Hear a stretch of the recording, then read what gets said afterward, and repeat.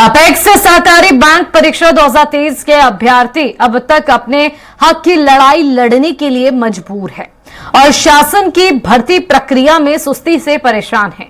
दरअसल इसके लिए 398 पदों पर भर्ती निकाली गई थी और चयनित अभ्यर्थियों की नियुक्ति अब तक नहीं हो सकी है, जिसके विरोध में अभ्यर्थियों ने जमकर प्रदर्शन किया। इससे परेशान अभ्यर्थी राजधानी के कलेक्ट्रेट परिसर में एकजुट हुए।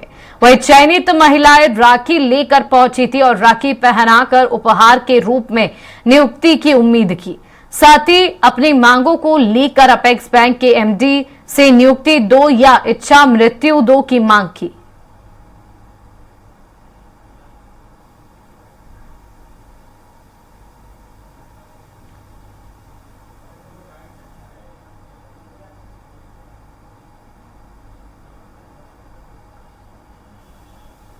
भर्ती के परीक्षा परिणाम आने के बाद भी अब तक युवाओं की नियुक्ति जो है वो नहीं हो पाई है और नियुक्ति को लेकर दर दर भटकने के लिए ये युवा जो है वो अब कहीं ना कहीं ये जो युवा हैं वो अब दर दर भटकने को मजबूर हो चुके हैं और यहाँ पर 200 की संख्या से भी अधिक संख्या पर यहाँ पर कलेक्ट्रेट परिसर जो है वो ये बेरोजगार युवा पहुंचे और अपनी नियुक्ति की मांग लगातार कर रहे हैं, चाहे वो विभाग के एमडी हो या मंत्री से लगातार उनसे मुलाकात की है। ये कहाँ से आए हैं, क्या इनकी और मजबूरी उनको जानेंगे। अब लोगों की नियुक्ति नहीं हो पाई है, लगातार आप लोग मंत्रियों से मिले, एमडी से मिले, अब तक क्या जवाब मिल पाया है? एमडी का जवाब हर हफ्ते बदलता रहता है, उनके जवाब का कोई मूल्य नहीं है। हर बार उन्होंने अपनी बयान बदली है, पता नहीं वो किनके दबाव में काम कर रहे हैं, लेकिन वो अपने उनका जो काम है वो छोड़ के बाकी सब कर रहे हैं। हम लोग को सिर्फ और सिर्फ घुमाया जा रहा है। पिछले 300 दिन से ज़्यादा हो गया है, पर साल भर होने वाला है जल्दी। और इतने दिनों से हम लोग हर रोज हर बार जब भी जा रहे हैं उनसे मिलने, हर हफ्ते जा रहे हैं, हर 15 दिन में जा रहे हैं और हम लोग को घुमाया जा रहा है। सिर्फ और सिर्फ झूठ बोला जाता है, कभी भी उन्होंने हमको सही जानकारी दी ही नहीं है। पहले बताया जाता था कि आप लोगों का अभी होने वाला लोकसभा चुनाव के बाद उसका वो गया, फिर नया और अलग अलग बहाना वो बनाते गए। अब तक अभी बीओडी मीटिंग करेंगे बोल रहे थे, कुछ किए नहीं है, सिर्फ बहाना ही बना रहे। और इसी बीच मंत्री जी का भी कुछ रवैया ठीक नहीं है। वो हमारे सामने तो बोलते हैं हाँ, लेकिन उनके अगर उनका हाँ रहता तो इतना दिन क्यों रोकते, है ना। आज हम लोग 300 से ज़्यादा छात्र यहाँ पहुँच चुके हैं। हर 15 दिन महीने भर में आना पड़ रहा है हम लोग को। हम लोग पढ़ाई करेंगे कि इसके लिए आते रहेंगे हर रोज। उनको हमारे प्रति जो व्यवहार है एक युवाओं के प्रति इस सरकार का अब तक जितना देखा गया है, एक मतलब नीचा देखा के ही हम लोग के भरोसे सरकार बनी है और हम लोग का ही मतलब इन लोग हनन कर रहे हैं हमारे अधिकारों का। हम इतना मेहनत करके आज जॉब पाया है, इतना दूर दूर से आया है। मैं बहुत ही पिछड़े क्षेत्र से हूँ, मैं मतलब घोर नक्सली एरिया है मेरा, कोयलीबेरा से हूँ।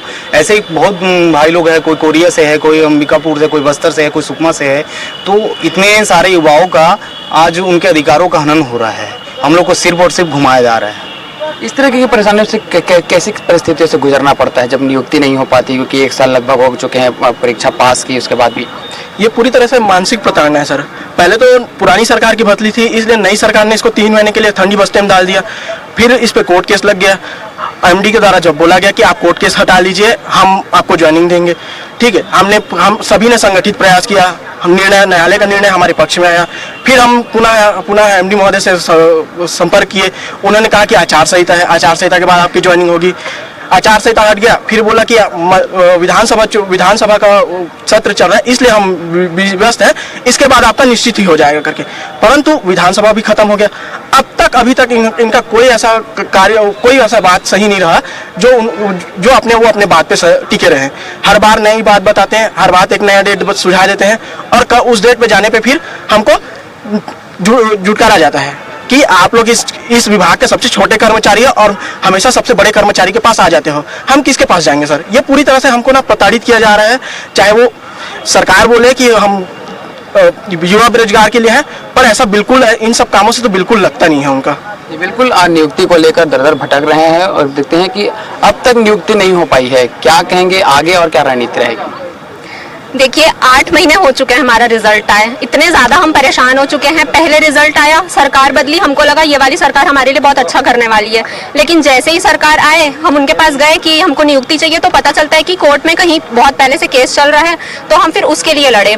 अब जैसे तैसे उसका रिजल्ट आया 6 मई को, तो उस बीच में हमारा आचार संहिता लगा हुआ था लोकसभा चुनाव का, वो निकला, हमारा कोर्ट केस भी पूरा चीज क्लियर हो गया था। फिर हम मंत्री जी के पास गए, उन्होंने फिर बोला कि जल्दी से हम आपको दे देंगे, आश्वासन भी दे दिए, उसी समय दे दिए थे वो कि जल्दी से जल्दी हो जाएगा। फिर एमडी के पास गए, उन्होंने भी बोला 16 जुलाई का डेट दिया।